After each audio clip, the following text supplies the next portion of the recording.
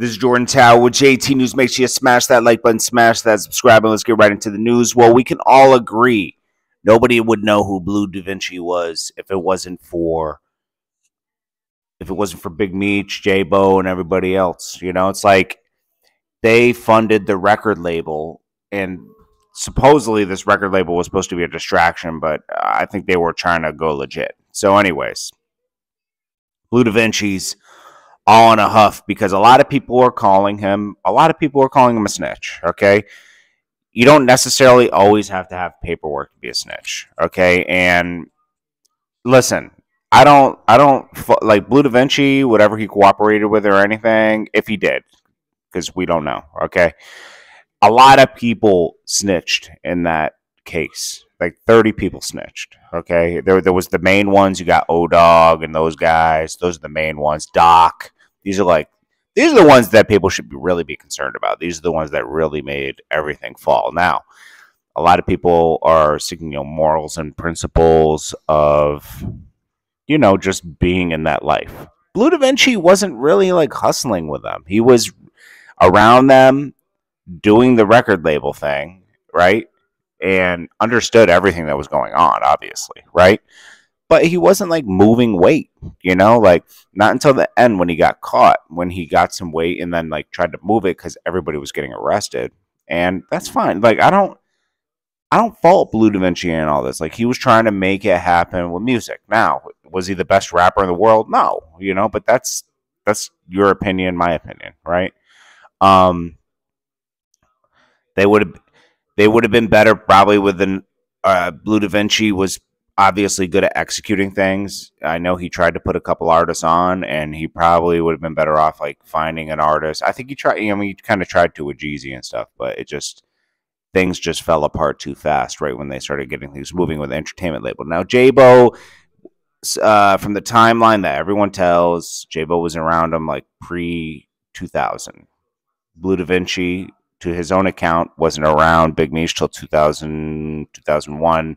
They moved to Atlanta, but supposedly Big Meech had already been in Atlanta doing stuff with JBO, just not at the level where they had completely moved into Atlanta, I guess.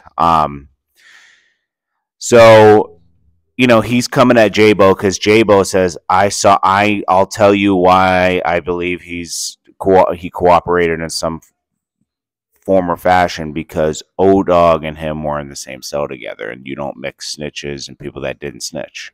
He's right about that. That right there would indicate that something happened. He could have been a confidential informant. He kind of, in his own interview, says THNKS, right? Which I think there's paperwork that he introduced THNKS to Big Meech, but that's another story. She's identified as CS1. Or CI1 or whatever, however you say it in the paperwork. I'm not a paperwork expert, okay? I've never been, but he was breaking it down like, on that interview with Cam Capone News, and she's labeled confidential informant, right? So what says he's not labeled that in some type of paperwork somewhere? All he had to do was admit to some wrongdoing on something that could have implicated somebody else. I mean, that's the thing, about committing crime and going to court. It's like, it's hard for everything to be crystal, I don't know. But he's going at JBO on this, which I think is a little disrespectful, saying, oh, he was nobody, da-da-da. Big Meech put him in charge when he got locked up. Like, come on. Like, you don't just put someone in charge of, hundreds and thousands of keys coming in and out. If the person wasn't involved. But he got really disrespectful on this one-on-one he had with White 100. Used to be around cutting hair and all that shit is great, and you know what I'm saying, that shit is cool. But this shit, bro, I'm trying. Where JBO at? Where's these niggas that's out here talking that shit? Y'all ping me in here when y'all got some niggas that quote unquote supposed to be a factor in this shit. Where Big Meech ass at? Y'all get Big Meech ass in this motherfucking room. Yo, let's do that. He can get on the phone with every motherfucking body else and let his ass in the hole again. Shut up, Bleu Davinci. Listen, cuz. Now, the way he did that, I don't care if he shouts him out later. It's a little disrespectful. And then when he was saying, even implying that Big Meech was he said that in the Cam Capone news interview. Go watch it. He says, someone says Big Meech a rat. And he said, whoa, you got to show me paperwork, man. But he has a demeaning tone to Big Meech in that interview. It's like, dude, nobody would know who you are if it wasn't for him. On EC, nigga. On EC, nigga. On EC. I'm not finna keep playing these games with these niggas, dog. Finger licking in the front of the door. Nigga. Whoa. I was hopping out with that squad. You niggas wasn't even around none of them niggas. Man, them niggas got to see the nigga cut it the fuck out here on this TV fucking Instagram mother. Niggas are really fuck y'all niggas up. And he say you a rat. JBO. Who said I'm a rat? He say you a rat. Who? Nigga, fuck JBO. I don't give. All right, look. Let me tell you something. Nigga. This is what I'm gonna say about JBO.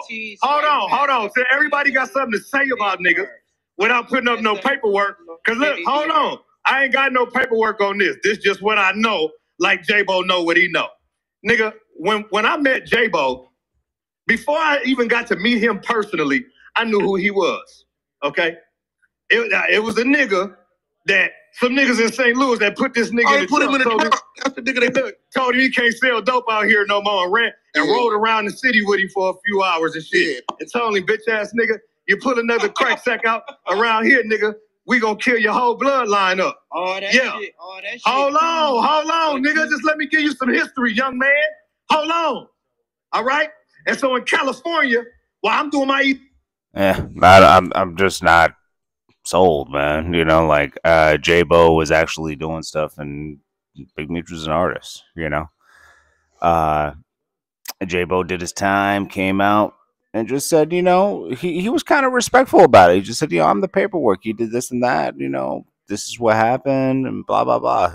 Like they're not running around screaming. None of these guys mess with Bleu Davinci. Just remember that. Nobody from BMF messes with Bleu Davinci anymore.